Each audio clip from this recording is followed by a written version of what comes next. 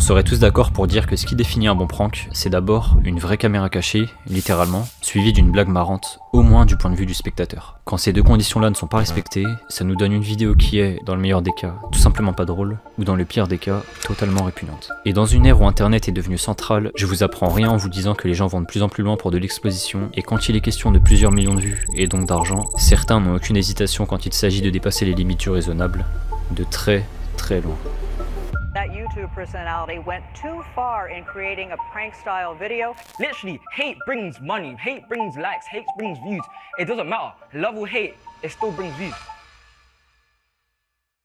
Mizi, un ex-youtubeur et tiktoker anglais l'avait parfaitement compris, le chemin le plus rapide pour être connu sur internet est le suivant, être le meilleur dans ce qui se fait de pire. À 18 ans, Mizi s'est fait connaître très rapidement sur TikTok et YouTube en produisant exclusivement des caméras cachées. Ses vidéos étaient globalement des formats bruts qui consistaient en quelque chose de très simple, interpeller des inconnus dans la rue pour tester leur patience et les mettre hors d'eux. Que ce soit en harcelant des passants avec la question « Est-ce que tu veux mourir ?», en marchant volontairement sur leurs chaussures, en montant sur des voitures avec évidemment des personnes à l'intérieur, en rentrant dans des classes pendant des cours, en déchirant des livres à l'intérieur d'une bibliothèque, ou encore en volant les articles directement dans les caddies des gens au supermarché, Mizi faisait tout son possible pour générer le plus de buzz, quitte à être détesté et se faire insulter par des milliers de personnes sous ses vidéos.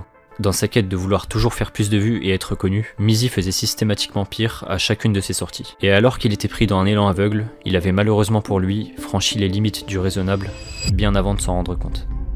Si vous êtes déjà scandalisé par les vidéos que j'ai évoquées pour introduire le personnage, eh bien sachez que ce n'était que les prémices de ce dont Mizi est capable de faire pour engendrer des vues. Dans une de ces caméras cachées qui fera énormément réagir et énerver internet, Mizi rencontrera une vieille femme assise sur un banc en compagnie de son chien. La voyant seule, en plus des trajets, il n'hésitera pas à s'en prendre à elle en lui prenant son chien pour partir en courant. Hello. You got a nice dog. Sorry? You got a nice dog. She's lovely. She's family dog. Doing gang, whole lot of gangs. You're outside. Heureusement pour lui, la femme en question avait plutôt bien réagi et n'a pas paniqué sous l'effet de la peur, mais n'importe qui doté d'un cerveau sec ça aurait pu très mal finir, surtout avec ce type de personne. Dans une autre vidéo, Mizi franchira encore une fois la limite avec un nouveau prank nommé Is This My Uber, qui consiste à entrer dans la voiture d'un parfait inconnu, bien évidemment sans son consentement, avec pour prétexte que la personne en question est censée être son chauffeur Uber. Is this my Uber prank? Excuse me, what are you doing? Sorry. It's my Uber. 666. No. You're in the wrong car, mate. This is my Uber. No. No. It is. No, it's not. What do you mean it's not? What do you mean? It's my Uber. Encore une fois, Mizi s'attirera les foudres d'un grand nombre de personnes, dont des influenceurs qui commenceront progressivement à le critiquer. On pouvait se dire qu'il allait enfin prendre conscience, qu'il allait peut-être un peu trop loin et qu'il allait peut-être se calmer. Eh bien, pas du tout. En réalité, ça déclenchait même en lui l'effet inverse, et voyant tout l'engouement qu'il génère, Mizi allait nous dévoiler tout ce dont il était capable, et cette fois-ci, il allait verser la goutte d'eau qui fera déborder le vase, avec un tout nouveau prank, encore plus fou, mais surtout, encore plus stupide. Le 15 mai 2023, Mizi publie cette vidéo dans laquelle il rentre dans une maison par la porte qui était ouverte, alors même qu'il y a des résidents à l'intérieur, ce qui ne semble pas du tout le déranger. Is this where the study group is? Wait, this is not where the study group is? got kids, man. Oh, you got kids? Oh, sorry. Oh, I thought this was the study group. I actually thought.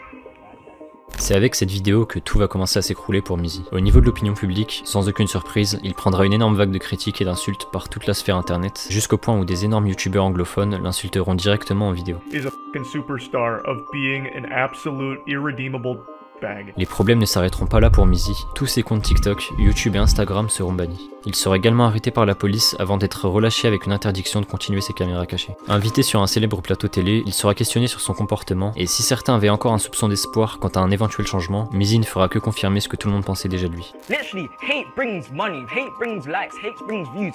It doesn't matter. Love or hate, it still brings views. C'était désormais avéré, Mizi était devenu une des personnalités les plus détestées des réseaux. Il se faisait incendier sur tous les plateaux télé, toutes les vidéos et tous les articles étaient à sa charge. Malgré un torrent de haine qu'il n'avait jamais connu à ce niveau-là, l'insouciance de Mizi le conduira encore une fois à vouloir défier les lois, et une fois de plus, à produire des pranks lamentables. Et après plusieurs autres caméras cachées produites malgré une interdiction, Mizi sera enfin stoppé dans son élan par la justice anglaise. 2 ans d'interdiction des réseaux sociaux et 18 semaines en détention dans un établissement pour jeunes délinquants. Voilà la condamnation à laquelle Mizi a fait face au mois de novembre 2023. Il aura fallu que la justice intervienne pour enfin mettre un terme à la menace que représentait Mizi, qui était devenu au fil du temps, et sans s'en rendre compte, un délinquant. Mizzy a depuis purgé sa peine et il est en liberté depuis quelques semaines. Miraculeusement, il semblerait qu'il ait enfin changé et appris de ses erreurs. Du moins, c'est ce qu'il prétend. Jail was not a place to be. And when I was in jail, it made me realize more that I had to change my life around so I didn't come back into jail. Because that's not a place where I want to keep myself in. Si à ce niveau de la vidéo, vous pensez qu'on ne peut pas faire pire que Mizzy, laissez-moi vous présenter Yannick, un prankeur bien plus proche de chez nous, mais surtout, bien plus répugnant que le précédent. À 22 ans, Yannick, un youtubeur bruxellois, débute sur YouTube en faisant des caméras cachées avec la publication d'une première vidéo nommée « Demander aux gens de garder ma PS5 ». Dans cette vidéo plutôt banale et sans intérêt, il demande à des inconnus de garder un carton avec à l'intérieur une prétendue PS5. En réalité, il n'y a rien à l'intérieur, et le but du prank est de voir si les gens allaient lui voler sa console. Malheureusement pour Yannick, il ne se passera pas grand chose pendant la vidéo, et voyant le peu d'intérêt qu'elle aura suscité, il décidera de passer à la vitesse supérieure dans sa prochaine vidéo intitulée « Prank, jeter des ballons d'eau sur des gens ». Dans cette vidéo, conformément au titre, Yannick jette des ballons d'eau sur des inconnus, et les réactions sont un peu malaisantes étant donné qu'on voit seulement des longs plans séquences sur des gens qui sont juste dans l'incompréhension. Jusque là, on peut voir ça comme une blague un peu lourde, mais pas non plus très méchante ni dangereuse. Sauf qu'à la fin de cette même vidéo, Yannick décidera de monter nettement d'un niveau pour nous introduire à sa prochaine caméra cachée.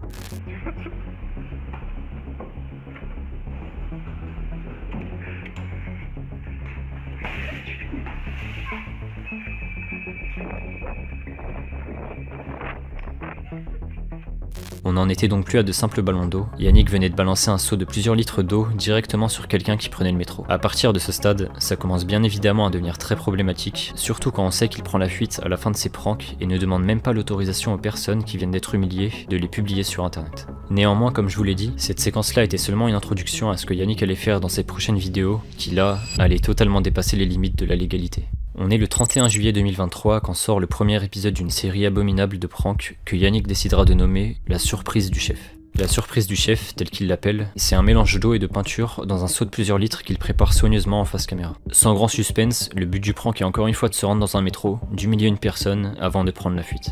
Avec cette vidéo, Yannick avait réussi son objectif en faisant 4 fois plus de vues que la précédente. Et sans surprise, des dizaines et des dizaines de commentaires le détruisant, dont un qui a été posté par le compte officiel de la Société des Transports de Bruxelles qui le mettra en garde et l'avertira que son comportement a été signalé aux autorités.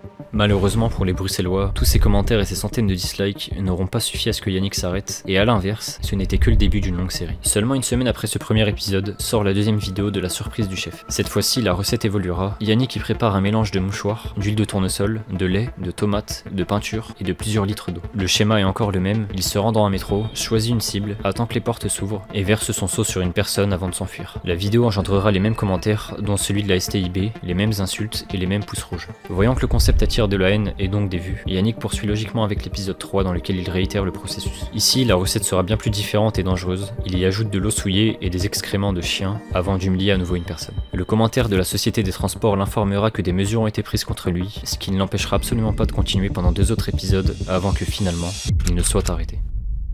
Après quelques jours en détention, Yannick sera finalement libéré et il racontera dans une vidéo qu'il n'a toujours pas été jugé et qu'il ne sait pas quand tombera son jugement. D'autre part, il semblerait qu'il ait enfin arrêté ses vidéos surprise du chef, même s'il continue toujours ses pranks controversés avec un nouveau concept dans lequel il balance des œufs sur des gens, toujours filmés et diffusés sur sa chaîne sans leur consentement. Avec tout ce qu'il a fait, il faut être conscient que Yannick est chanceux que cela ne se soit pas mal terminé pour lui, car en ce qui concerne le prochain sujet, l'issue a été bien plus tragique et un drame a failli se produire. Contrairement aux autres, Tainer Cook a connu un destin terrible à l'issue de ses caméras cachées, et cela pour une cause qui est assez simple, il exerce ses pranks aux États-Unis. Avec une chaîne à plus de 60 000 abonnés, Tainer Cook se présente comme un prankeur extrême qui réalise des défis à risque et parfois même illégaux. Il collabore dans certaines de ses vidéos avec un ami et il tourne des pranks dans la rue et souvent dans des magasins. Sans être trop inventif, ses caméras cachées se résument à énerver les gens en leur aboyant dessus, en pointant une caméra à 10 cm d'eux, en faisant croire à des employés qu'il allait voler des articles ou encore qu'il les avait détruits devant eux. Et dans la plupart des cas, il finissait par être viré du magasin par la sécurité et parfois même la police intervenait. As you can see, that was some great reactions. Got the cops calling us like 4 times. Pretty hilarious and yeah. Avec une fréquence régulière d'une vidéo par semaine et des vidéos provocantes, Classified Goons, le nom de sa chaîne, gagnera vite en popularité et en à peine quelques mois, ce seront des dizaines de milliers de personnes qui seront abonnées. Globalement, les vidéos qu'il fait ne sont pas autant extrêmes que ce qu'on a pu voir précédemment, mais elles sont assez limites pour que la plupart des gens soient irrités et dénoncent le comportement du youtubeur dans les commentaires. Surtout dans celles où il agace des employés pendant leur temps de travail, ou encore quand il s'en prend directement à des inconnus. Même si les vidéos de Tanner Cook sont détestées, décriées et dislikées en masse, elles font à chaque fois plus de vues. Et ça, c'est une motivation suffisante pour continuer les caméras cachées, d'autant plus qu'elles ne semblent pas poser de problème à YouTube, étant donné que sa chaîne est toujours active. Tanner continuera donc de sortir des vidéos provocantes toutes les semaines, malgré la controverse, jusqu'à ce que dans une caméra cachée, il se passe ça.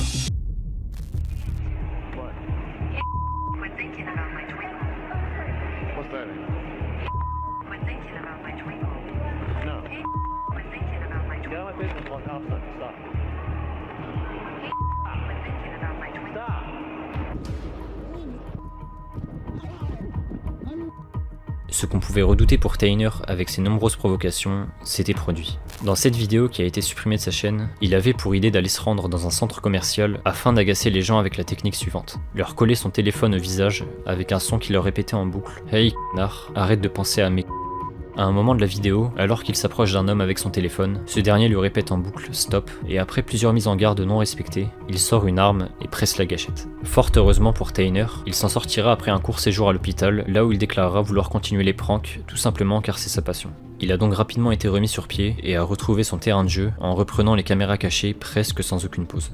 Il a directement sorti une vidéo sur ce qui venait de lui arriver, qui est simplement intitulée « Je me suis fait tirer dessus ». La vidéo en question est énormément dislikée, et presque tout le monde dans les commentaires soutient l'auteur des faits, ainsi que la justice qui l'a innocenté. Malgré tout ça, Tanner continue aujourd'hui les pranks et ne semble pas vouloir s'arrêter. Et en tout cas, même si la plupart des gens exècrent Tanner, il y a une chose qu'on ne peut pas lui retirer, ces vidéos sont bel et bien réelles.